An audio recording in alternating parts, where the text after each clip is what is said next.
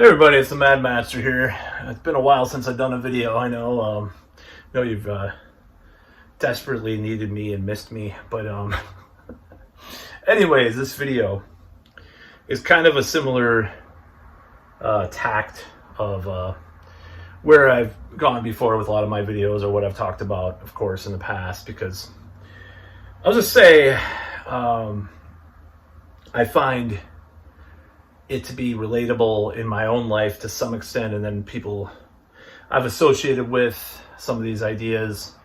And this whole video is obviously attached to that very much, because what I will describe in this video is a lot of what is, jokes that were made in my own life. So what is this video?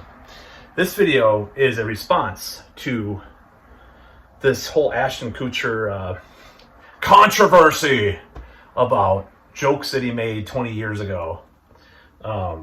And the basic premise is that obviously the Danny Masterson stuff was messed up, whatever happened. I'm going to preclude that he was probably guilty of something, or he was guilty. So if you don't know who that is, it was it Hyde in that 70s show? God, why am I laughing? I don't know. I never enjoyed the character all that much. He reminded me of kind of these like asshole stoners, that sort of quiet asshole stoners that growing up and stuff, or even related to you sometimes. But I mean, it wasn't very entertained by the character, I'll say. So apparently they were all screwing or something, the cast of that show. It's problematic. Mila Kunis has not really said much about that in some kind of like regretful manner. In fact, that's part of the controversy about this, is that Mila and Ashton Kutcher, who are married, it's kind of funny they were together in that show too. That's kind of awesome, actually. And they wrote a letter, defending Danny Masterson from some of the allegations, or saying, they could have, I'm going to say this, it was very weird, and then their weird video apology too about it. I'm going to say this, they could have come out like Rose McGowan about Marilyn Manson's, like, nothing happened that I saw between, when I was with him, but that doesn't mean it's not true. I appreciate any victim, blah, blah, blah, that comes forward, but it didn't happen with me. And it's like a more neutral position, but they kind of came to his defense. And, there's all sorts of stuff like that. So anyways, some of the articles that are coming out, though, attacking Ashton Kutcher, trying to cancel him because he made jokes 20 years ago about when, such and such celebrity would turn 18, he would, go for it. You know what I mean? Go for the little in out. That's Alex from Clockwork Orange would call it, even though a lot of times that was not consensual in that book or that universe. So what do I think? So this is my whole point of this video, what I'm trying to say in this, because when I was in my early 20s, and when many of my friends were in our early 20s, we would make similar jokes. We would say, there's a countdown for when the Olsen twins turn 18. Are they going to do a porn? People make jokes like that all the time. And I happen to, kind of have a thing for Lindsay Lohan. I'm sorry. Just because there's this arbitrary thing on her driver's license that says a certain age versus nothing, which is like, literally a minute. And I'm not saying it's right or wrong. I would not date someone that, even necessarily that young. I'd say maybe mid-20s, early 20s, maybe. But, considering some other factors I'm not going to go into in this video, as you probably already know. But that arbitrary line is ridiculous to say, it's kind of making fun of that arbitrary line, but also like acknowledging it by making these kinds of jokes. When you're in your early 20s, you're full of hormones, you're full of sex, full of spunk, as you call it. As the Sex Pistols bootleg album is called, Spunk, which is a great album, by the way. Pick it up right away.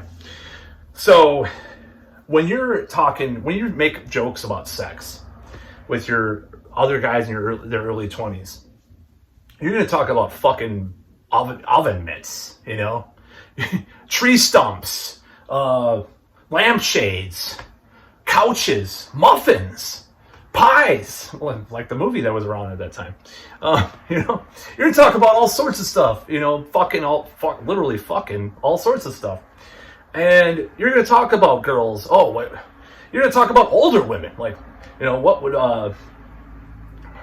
Wanda, the woman that's like 70 years old with no teeth, you think she gets blowjobs like that? You know, you said all sorts of gross stuff when you were younger.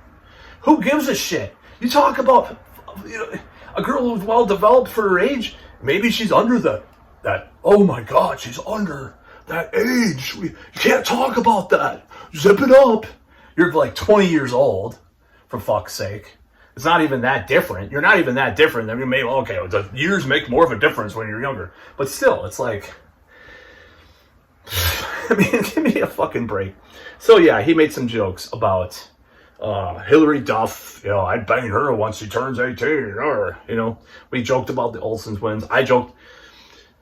People joked about Lindsay Lohan. You know, people made jokes about these, you know, hot teenagers and stuff. You know, what's her name?